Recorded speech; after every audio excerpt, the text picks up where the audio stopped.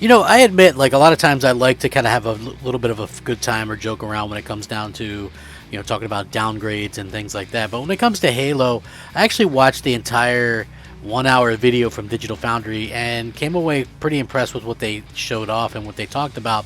First of all, I don't think Halo Infinite is a stellar point of gaming when it comes to like a superior graphical output or anything like that. I think that, with the first person shooter and with something like Halo, you really have to have something that's functional more so than something that's amazing to look at. I don't think it's a bad looking game by any means. I definitely think that it's just somewhere in between. You would hope that maybe it would have been a little bit of a showcase piece, but honestly, it just wasn't what it was.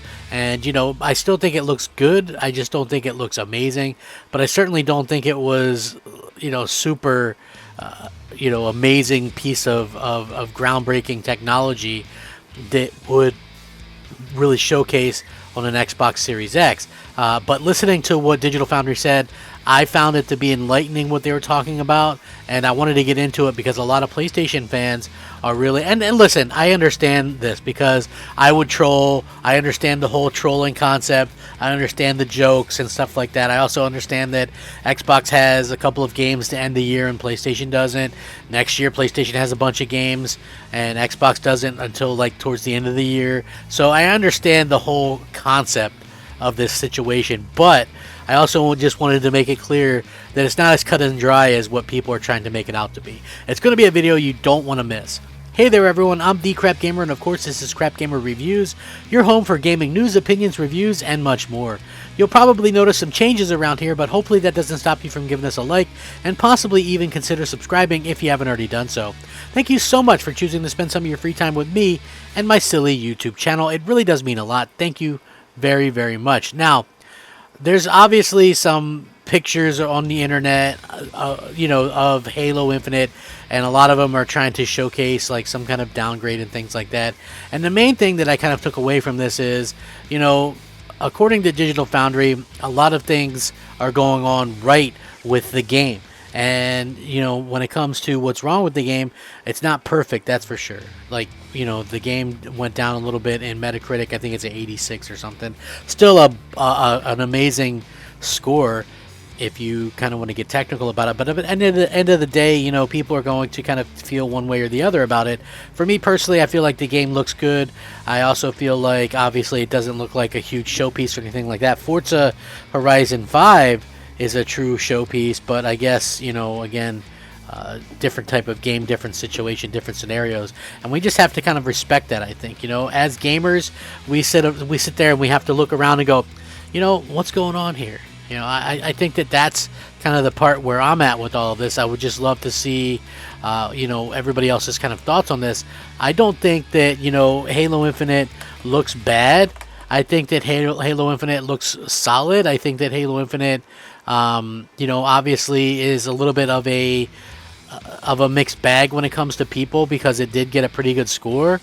But it also, when you look at it and you kind of think, well, there are some issues. Basically, a lot of the more troubling issues, like, okay, this is something that came out yesterday. Halo Infinite doesn't let you replay campaign missions, but it is being worked on by 343. So it would be something that, again, is missing the launch, which some people are going to complain about. I mean, a game that's getting an 86 basically would indicate that it's a complete game or a fully game that's going to have things that are supposed to be fully there.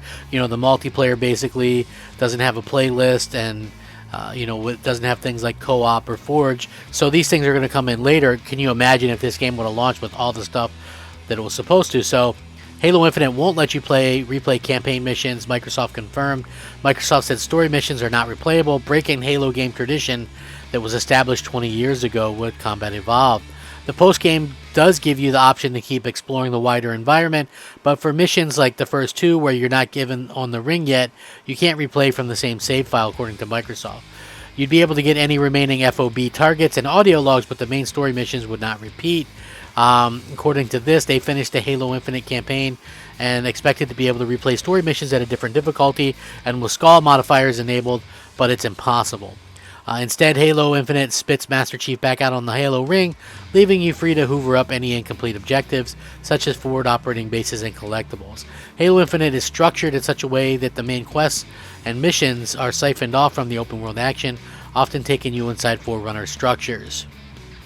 So basically, there's that, and then Microsoft actually, developer 343 said it's working on a way to replay campaign missions in the future, although there's no word on when that might be. He said we haven't had an announcement on the date, but it is being worked on, according to 343 Industries Associate Creative Director Paul Crocker. We want to have to replay that works well, and when you have a more open game, it's a lot trickier.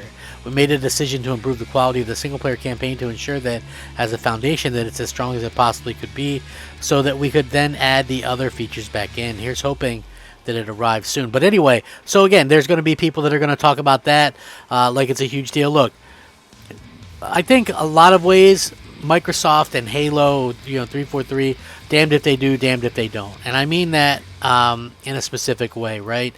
The main way that I kind of mean that is, basically, when it comes down to it, is if they would have just done the same thing that Halo had been doing, people would have complained that it wasn't taking any risks and that, it was that type of situation. But at the same time, for me personally, they do change some things, and people complain about that as well. So, yeah, it's just one of those things where people are always going to find something to complain about. And I know it's weird coming from me because I complain about a lot of this stuff, but I'm honestly so over that entire situation where I complain about stuff, and there's so much more to gaming. There's always going to be something there to play, something to game on. And Halo Infinite, while again I don't think it looks amazing in terms of some of the higher end graphical fidelity games that we've seen this generation, but I think that it looks good and it's functional, and as long as the frame rate holds up and all that kind of stuff, that it's fine. I think that it, they went for fluidity and function, and that's perfect. I mean, open world games tend to not look as good as closed off world games, and I know it's not a fully open world game, but it's still a situation where it's obviously more open world than any previous Halo game. So we have to kind of keep that in mind as we go forward. And I hope that, they address the issue with the campaign and stuff like that. But yeah, again, so when it comes down to being able to do things with Halo Infinite, I think that, it's going to have a big launch. It's going to have a good launch. It's got good reviews. The game is basically kind of updated. It looks like Halo is back. Some people won't like it, some people will, but we'll have to see how this happens. I can't wait to see what the future holds. Again, I'm excited to see what the future holds. I'm sure a lot of you are, and I want to see Halo be back to where it was, and that this is really a good kind of idea of exactly what the future is for Halo franchise. And yes, not everything's available at launch, but again, this is something that happens sometimes throughout history. Games not ready. It takes a little bit for these games to actually go out there and be ready to go out there and play. So I'm gonna link all this stuff. What do you guys think? I don't personally think it's a downgrade. I just think that they, like Digital Foundry said, had to sacrifice certain instances in certain areas, and that makes sense. Lighting here, lighting there.